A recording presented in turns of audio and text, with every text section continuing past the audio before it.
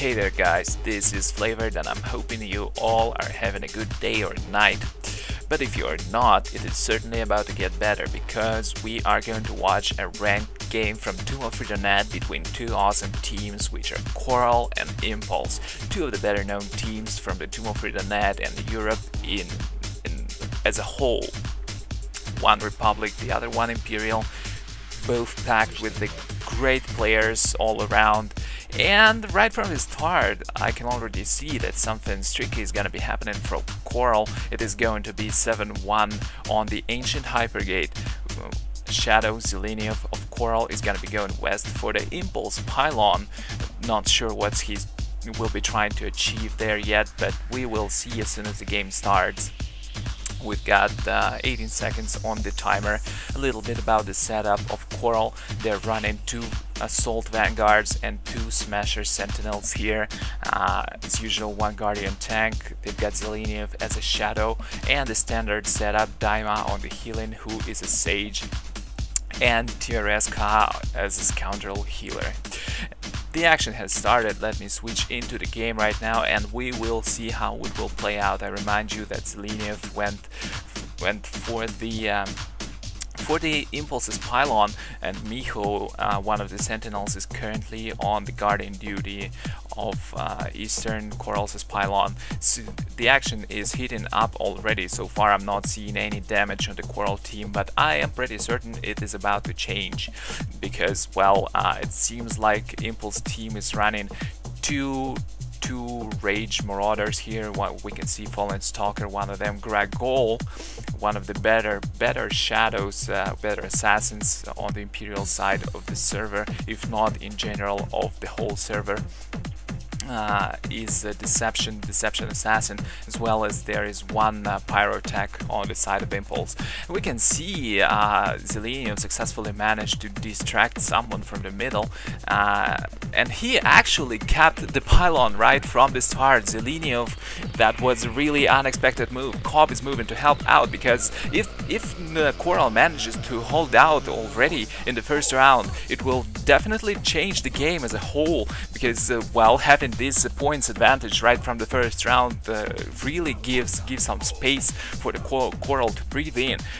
Well, we'll see how it goes. There is still 1 minute to hold the pylon for, and it seems like Impulse went actually for the Coral's pylon here, judging from the presence here. Only 4 Impulse player here and 6 Coral members. I am not sure what's gonna be happening. Well, it seems like some of the Impulse were dead. Now there are five players. We can see a Fallen Stalker here. We can see another Marauder. I am not sure who it is, unfortunately. Right now we can see Rowdy trying to sneak up to the pylon and taking a cap, but gets immediately spotted, unfortunately for him. But, well, obviously great for Coral. 22 seconds remain, and pretty much it doesn't seem like Impulse will be able to cap this pylon.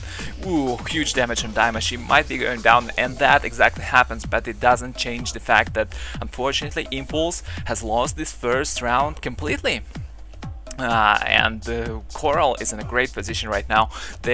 I'm not sure what's gonna be happening. What do you think, guys, will be happening in round 2? Because they've already got a great advantage. Of course, it is still possible for them to lose if they get careless, but as it is right now, well, the guys are in a great spot and will be probably dying to this explosion, and maybe they will be trying something like that again. Let's check. They are actually, yeah, this time they're trying to go for the Impulse's pylon with their whole team. We can see a couple of Impulse guys dropping from their side right here. It's already 4 of them. Rowdy, or was it Grigol, I'm not sure, went invisible as soon as he left middle. And, well, I'm pretty sure he's trying to sneak up and cap it, but, well, it's not gonna be happening. 5 of the Coral guys here, they are going out on Giovanna, who is a second Marauder. Well, now I know who it is, who's the second Smasher here. And Giovanna goes down, and it seems like, well, Impulse's presence here is just not enough. Probably the rest of the Impulse are going for the Eastern pylon here. We can see that the Eastern guys are pretty much dead. Well, I'm not sure there is someone still alive, but the other defender on the Eastern side is dead and is in the spawn point. Impulse, meanwhile, is leaving Western Point in the care of Coral. They've given it up and actually going for the east right now. Raptorum is about to go down. He is a tank, and that is pretty damn unfortunate, I guess. But well, now he will be able to drop out from the spawn point and go and attempt to cap. We can see that now that Cobb's actually made his way to the east right now, that well, obviously the fight is still going strong, and I'm not sure if Impulse will be able to take this round as well. How much left? Well, there's still a minute left, and we can see there's Impulse's presence here on the eastern side is pretty dominating. They will probably be able to wipe out Nathex and Cobb right now and actually cap the pylon. There's 3 ticks on the door still. There is only 1 defender from Coral there. Then yes, the pylon gets capped. And now, well, actually you can still see there is a huge difference in the points there. More than 100, about 110 or something like that. Unfortunately, it's not clear what the red number is from the picture, but well, Impulse will really have to work right now to somehow remove that shortage of points here. They have to cap orbs. We can see that Fyros attempted that, but unfortunately got shut down. And great control work from Coral. They managed to actually stop most of the ball carriers. This is not the pit, goddammit. Most of the orb carriers here, and effectively slowing them down. And Impulse right now is so spread out, they are not able to like effectively fight against Coral here, because most of their members are here and there. Fyros went down, so the DPS of the Impulse is diminished. Great control work from more Sentinels and Guardian of the Coral. They are controlling most of the Impulse team. We can immediately see that an assassin from Impulse tries to rush out to the eastern point to cap it. Yes, he's Gregol. He's Gregol. Yes, call him Gregol, that guy. But Zeleniov is already there actually, and he's waiting for Gregol to start capping to sap. I guess he is trying to make him waste as much time as possible, while the rest of the Coral team trying to assemble at the western point to prevent the cap. But I'm wondering what's going on the east. There is still someone from the Coral in the middle, as well as two guys of the team are on the eastern point, and it's not exactly clear from the ops frames who is fighting where. Like Miho is about to fall down. One of the Sentinels used his guarded by the force, but unfortunately was not able to do anything about his survival and goes down. Meanwhile, the west is pretty much heated up. We can see what we can see actually. I am not sure. Well, Coral is holding steady here. Vivdom is taking a lot of damage and trying to run away and hides behind Lost in Cobb, but immediately uses I guess some self-heal or something, I'm not sure. Cobb is force crushed here by Giovanna, who immediately tries to cap, but I'm not sure what was he thinking, because of course it wouldn't be effective. But ooh, what a great couple of smashes in the face. Nobody could have survived that.